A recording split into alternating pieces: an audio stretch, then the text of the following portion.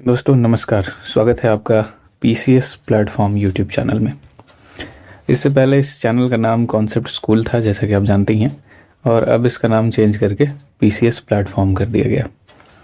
तो आज यहाँ पर जो हमारी बातचीत होगी वो ये होगी कि आगे का जो रास्ता है वो क्या होना चाहिए आपके लिए, अगर आप किसी भी एग्ज़ाम की तैयारी कर रहे हैं। जैसे कि कई लोग यहाँ पर ऐसे थे जो एसएससी सीजीएल पर जो जेएसएससी सीजीएल है उस पर ज़्यादा फोकस किए हुए थे, लेकिन जैसा कि रिज़ल्ट रहा है आप जानते हैं कि क्या स्थिति वहाँ पर बनी है।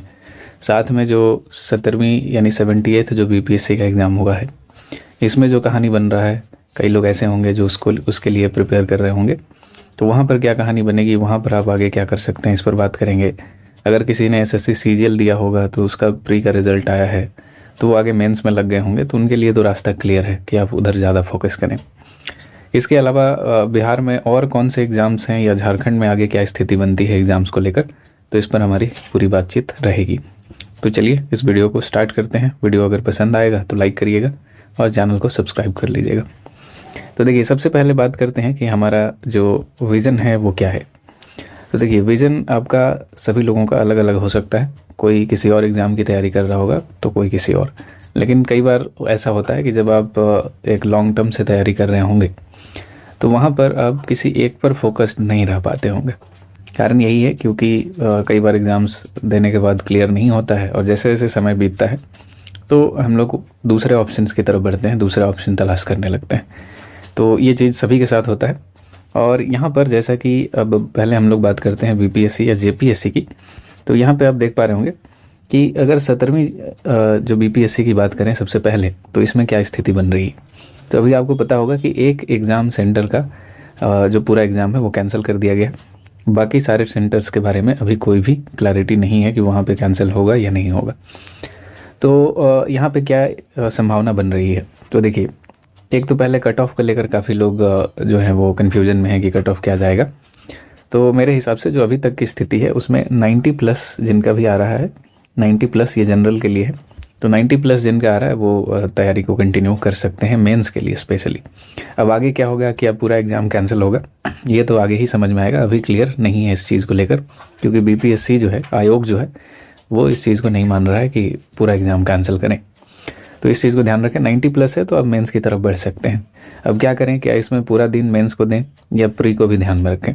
तो अभी आप बैलेंस अप्रोच अपना सकते हैं कि कुछ प्री को भी देखते रहें, क्योंकि आगे की स्थिति क्या होगी अभी तक कुछ क्लियर नहीं है। लेकिन मेंस पे लग जाना चाहिए, क्योंकि ये आपको आगे चल के काफ़ी बेनिफिट देगा। क्योंकि जैसे ही प्री का रिज़ल्ट आ जाता है तो टाइम काफ़ी ज़्यादा कम हो जाता है, आपके पास लिमिटेड हो जाता है। और जब आपके पास टाइम लिमिटेड हो जाएगा तो चीज़ों को आपको जल्दबाजी में करना होगा या काफ़ी ज़्यादा वहाँ पर टाइम देना पड़ सकता है। लेकिन अगर आप पहले से काफ़ी चीज़ों को प्रिपेयर करके रख लेंगे, कुछ सब्जेक्ट्स को प्रिपेयर करके रख लेंगे, तो वहाँ पर आपका टाइम कम हो जाएगा, यानी वहाँ पर कम टाइम भी आप देंगे तो चलेगा। तो एक तो चीज़ ये हो गया। तो 90+ है तो मेंस की तैयारी में आप लगे रहें। इससे कम भी है तो लगे रहें, क्योंकि आगे क्या स्थिति बनती है वो तो बाद में देखा जाएगा। लेकिन अगर आप केवल पीसीएस की तैयारी करते हैं तो आपको यही काम करना है कि आप मेंस की तैयारी में लगी। अब जेपीएससी में क्या स्थिति बन रही है, तो देखिए, जेपीएससी में जो स्थिति आप जानते हैं कि अभी रिज़ल्ट यहाँ पर पेंडिंग है। चाहे वो सीडीपीओ का रिज़ल्ट हो, चाहे जो नॉर्मल वाला जो है एग्ज़ाम उसका रिज़ल्ट हो, तो दोनों ही पेंडिंग है। तो ये रिज़ल्ट कब तक आएगा, तो उम्मीद है कि इस महीने में आना चाहिए। लेकिन ये कहना मतलब 100% इस चीज़ को कहना कि हाँ इसी महीने में आ जाएगा, ये थोड़ा सा अतिशयोक्ति होगा। तो इस चीज़ पे हम लोग बातचीत नहीं करेंगे। ये रिज़ल्ट मेरे हिसाब से इस महीने या फिर अगले महीने के 15 तारीख के अंदर आना चाहिए, क्योंकि जब तक नए चेयरमैन नहीं आते हैं तब तक ये चीज़ स्पष्ट नहीं कहा जा सकता है। तो एक तो ये हो गया। दूसरा कि नेक्स्ट जो जेपीएससी का वैकेंसी है, क्या ये आ सकता है, तो देखिए, इसकी संभावना काफ़ी बताई जा रही है कि नेक्स्ट जो जेपीएससी है वो आपको देखने को मिल सकता है। या तो आप जनवरी में कहें, या जनवरी से पहले भी आप देख सकते हैं, या फिर जनवरी फरवरी तक ये आपको वैकेंसी देखने को मिलेगा। तो देखिए, अगर ये वैकेंसी जनवरी या फरवरी में आती है, या आप सिर्फ जेपीएससी को लेकर फोकस कर रहे हैं या पीसीएस पर ही फोकस करते हैं, तो तैयारी तो आपको पहले से ही शुरू करनी पड़ती है। तो तैयारी में अभी से आप कंटिन्यू कर लें, या तो आप प्री को तैयार कर लें, या तो आप मेंस को पहले तैयार करके रख लें, ताकि जब भी वैकेंसी आए आपकी तैयारी मजबूत होनी चाहिए, उस समय तक आप स्ट्रॉन्ग रहें। ठीक है, तो इस चीज़ को ध्यान रखें। इंतज़ार ना करें कि वैकेंसी आएगा तब हम आगे की तैयारी जो है वो शुरू करेंगे, ये नहीं होना चाहिए। तो ये चीज़ें यहाँ पर थोड़ी सी क्लियर होगी। और अगर आप 71st बीपीएससी की तैयारी कर रहे हैं तो आप ध्यान रखें कि पैटर्न में कोई भी चेंजेस, कभी भी चेंजेस आ सकता है। यानी यहाँ पे आपको कॉन्सेप्ट पर भी काम करना होगा, साथ में आपको स्टैटिक जो पोर्शन है उस पर भी ध्यान रखना होगा, क्योंकि इस बार जैसा आपने देखा कि स्टैटिक पोर्शन से ही क्वेश्चंस मैक्सिमम आ गए, कॉन्सेप्ट से क्वेश्चन नहीं आया। लेकिन जब आप 69th बीपीएससी को देखेंगे तो वहाँ पर कॉन्सेप्ट से ही क्वेश्चन आए, स्टैटिक से कम क्वेश्चन आए। तो इसका मतलब यही हुआ कि आपको दोनों ही पोर्शंस पर कमांड करना होगा, दोनों ही चीज़ों की तैयारी आपको करनी होगी। तो जो भी प्री की तैयारी कर रहे हैं उस चीज़ को ध्यान रखेंगे। और आपके लिए भी यही है कि आप भी मेंस को थोड़ा थोड़ा देखते रहें, ठीक है, क्योंकि मेंस जो है एक बड़ा चैलेंज है सबके लिए। जो भी पहली बार इस फील्ड में आते हैं उनके लिए एक बड़ा चैलेंज होता है। तो अगर आप स्टार्टिंग से ही, अभी से ही उस पर काम करना शुरू कर देंगे तो बाद में ये चीज़ आसान हो जाएगी। तो एक ही बात ये हो गई। अब आ जाते हैं आगे। और जो देखिए एसएससी सीजीएल का एग्ज़ाम है या जेएसएससी सीजीएल का एग्ज़ाम है, इन सारी चीज़ों की बात करें तो देखिए जेएसएससी में अभी स्थिति जो बनी हुई है आप देख ही रहे हैं कि क्या कहानी है। कि जेएसएससी का जो अभी रिज़ल्ट आया है इसको लेकर काफ़ी कन्फ्यूजन लोगों के दिमाग में है। कई लोग ऐसे हैं जिनका जो अभी तक पता चला है कि मार्क्स ज़्यादा होने के बाद भी रिजल्ट नहीं है, कई लोग कम वाले भी सिलेक्शन उनका हो गया। तो अब यहाँ पे इस एग्ज़ाम के बारे में क्या कहा जाए आगे, ये थोड़ा सा कहना मुश्किल है अभी। लेकिन जिनका भी हो गया है, रिजल्ट में नाम है, वो अपना डॉक्यूमेंट वेरिफिकेशन वगैरह करवाएं, आगे का प्रोसेस करें।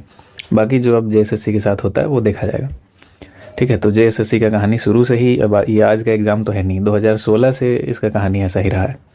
तो अगर आप पूरी तरह से जेएसएससी पर निर्भर हैं तो फिर बहुत मुश्किल है, क्योंकि ये एग्ज़ाम शुरू से ही अटका हुआ है। तो इसमें आपको समस्या होना ही होना था। इसीलिए मैंने बार बार कहा था कि आप एसएससी या रेलवे की तरफ जाएं। अगर आपका एज ज़्यादा हो गया तो कोई और एग्ज़ाम्स की तलाश करें जहाँ पर आप फिट बैठते हो, क्योंकि ये एग्ज़ाम ऐसा है जो शुरू से विवादों के घेरे में रहा है। तो आगे कितना क्लियर होगा ये कहना थोड़ा सा मुश्किल हो जाता है।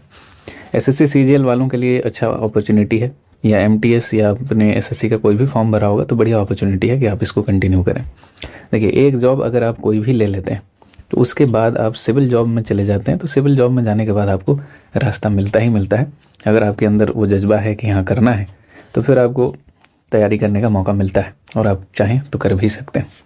उसी तरह से बिहार एसएससी सीजीएल की बात करें तो ये फॉर्म जो है वो जल्द आने वाला है। यानी आप जानते हैं कि बिहार में अभी इलेक्शन होने वाला है, चुनाव होने वाला है। तो इलेक्शन से पहले ही आपको बिहार एसएससी सीजीएल यानी जनवरी तक आप कह सकते हैं, या दिसंबर लास्ट में भी कह सकते हैं कि ये वैकेंसी आने वाला है, ठीक है। इसके अलावा भी बिहार में बहुत सारी वैकेंसीज आने वाली हैं।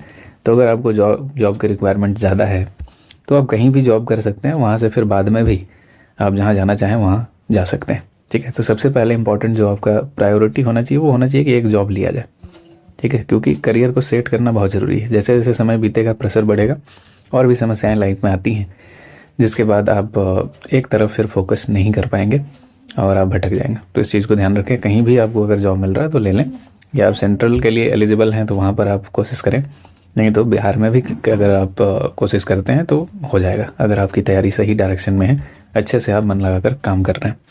उसी तरह से रेलवे के वैकेंसी में भी देखें तो काफ़ी ऑप्शंस हैं। जैसे अभी टेक्नीशियंस का एग्ज़ाम अभी स्टार्ट होने वाला है, तो अगर आपने इसका फॉर्म भरा है तो इस पर आप काम कर सकते हैं, ये भी बेहतर आपके पास विकल्प है। इसके अलावा आगे एनटीपीसी होने वाला है, और इससे पहले एलपी हुआ था तो वो भी आपने अगर दिया होगा, तो ये सब भी अच्छे ऑप्शंस हैं। इसके बाद भी आप जहाँ चाहें वहाँ जा सकते हैं, इतना करने के बाद भी, ठीक है। तो तलाश इस चीज़ को आपको करना है, और इस चीज़ को ध्यान रखिएगा कि ऑप्शंस आपके पास होने चाहिए। आज के डेट में आप किसी भी चीज़ पर 100% अपना फोकस करके नहीं बैठ सकते, रास्ते आपको तलाश करने होंगे।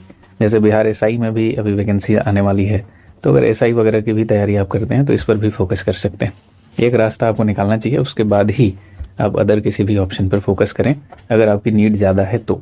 अगर नीड कम है, अभी आपको कोई टेंशन नहीं है, तो आप एक ही चीज़ पर फोकस करें और उसी पे बेहतर तरीके से अपनी तैयारी को मजबूत करें। अब देखिए ये हो गया आपका गोल, कि आपने इतना गोल बना रखा होगा और इसको कंटिन्यू कर रहे होंगे। अब क्या हो रहा है कि आज के डेट में जब आप इस गोल की तरफ बढ़ रहे हैं तो 2-3 बाधाएं आ रही हैं। पहला एक बाधा, सबसे बड़ी जो बाधा है वो ये है, पेपर लीक हो जा रहा है, ठीक है, या फिर कुछ ऐसी अव्यवस्था देखने को मिल रही है जिसकी वजह से एग्ज़ाम डिले हो जा रहा है आगे चल के। तो ये दोनों बहुत बड़ी बाधा है, क्योंकि एक एग्ज़ाम का पूरा प्रोसेस होने में ऐसे भी 1.5 साल से 2 साल तक लग जाता। आप जानते हैं कि इतना लगता है। अब जब ये पेपर लीक या एग्ज़ाम डिले की घटनाएं होती हैं तो ये टाइम और ज़्यादा बढ़ जाता है, ठीक है। इसके अलावा जो आपका रिज़ल्ट है इसके होने का भी चांसेस काफ़ी ज़्यादा मतलब नेगेटिव हो जाता है, आप कह सकते हैं, जब ये सारी चीज़ें आप देखने को मिलता है। तो सवाल है कि अब इससे हम क्या करें, कैसे पार पाएँ। तो इसीलिए मैंने आपको कहा कि आप थोड़ा सा मल्टीपल ऑप्शंस रखें। यानी मल्टीपल ऑप्शंस कहने का मतलब है कि अगर आप पीसीएस को छोड़ दें तो ये जितना भी आपने एग्ज़ाम्स देखा होगा, यहाँ पे कुछ चीज़ें कॉमन नज़र आएंगी। जैसे आपको मैथ, इसके अलावा जो रीजनिंग है, इसके अलावा जीके है, ठीक है। ये चीज़ें कॉमन हैं कि मैथ, रीजनिंग और जीके पर अगर जो भी कमांड कर लेता है तो वो हर फील्ड के लिए अपना जो अटेम्प्ट है वो दे सकता है। और यहाँ पे चांसेस है कि आपका कहीं ना कहीं 1 या 2 में सिलेक्शन हो जाएगा। कहीं भी सिलेक्शन हो जाता है तो उसके बाद आप तैयारी बेहतर तरीके से कर सकते हैं, आपका टेंशन कम हो जाएगा और साथ में जो प्रेशर बन रहा है वो प्रेशर भी रिलीज़ हो जाएगा। यानी मैथ और रीजनिंग पर आप फोकस करें। जीके तो आप ऑलरेडी फोकस कर रहे होंगे, क्योंकि किसी भी एग्ज़ाम की तैयारी करें वहाँ पे जीके रहता है। तो यहाँ पे ये 2 चीज़ें आपके लिए बहुत ज़्यादा बेनिफिशियल है। अगर आप मैथ और रीजनिंग पर कमांड करके रखते हैं तो वो कहीं भी काम आएगा, ठीक है, वो हर जगह आपको काम देने वाला है। तो मैथ रीजनिंग जब आप पीसीएस की तरफ बढ़ते हैं तो स्पेशली मैथ रीजनिंग छूट जाता है, जो कि छूटना नहीं चाहिए। इस पर भी आप कमांड करें, ठीक है, क्योंकि पीसीएस एग्ज़ाम हो या यूपीएससी, आप कोई भी एग्ज़ाम इस तरह का देते हैं तो वो एग्ज़ाम काफ़ी अनिश्चित होता है, ठीक है, उसमें कोई सर्टेनिटी नहीं होती है कि आपका सिलेक्शन होने ही वाला है। तो इस पर भी कमांड करना चाहिए। आप कोई और एग्ज़ाम में क्वालिफाई करके भी वहाँ तक पहुँच सकते हैं अपने गोल की तरफ। इसके अलावा देखिए, अब इस रास्ते में ये बाधाएं तो हैं ही, कुछ चीज़ें और हैं जो इस तैयारी के रास्ते में जब आप इस सफ़र पर चलते हैं, ये जैसे ये नाव आपके सफ़र को दिखा रहा है, इस सफ़र पर जब आप चलते हैं तो कुछ चीज़ें और भी आपको डिले करने के लिए, आपकी तैयारी को स्लो करने में इस चीज़ को मतलब कह सकते हैं कि तैयारी को स्लो करने में ये भूमिका निभाती हैं।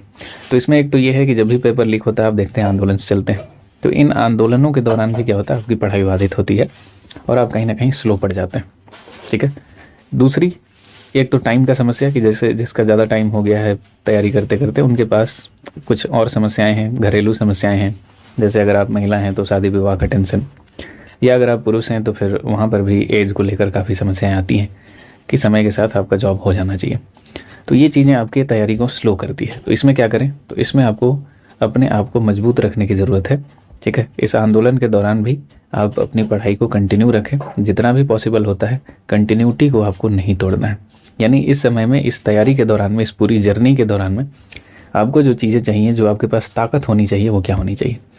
पहला बात कि आपके पास फैमिली सपोर्ट होना बहुत ज़रूरी है।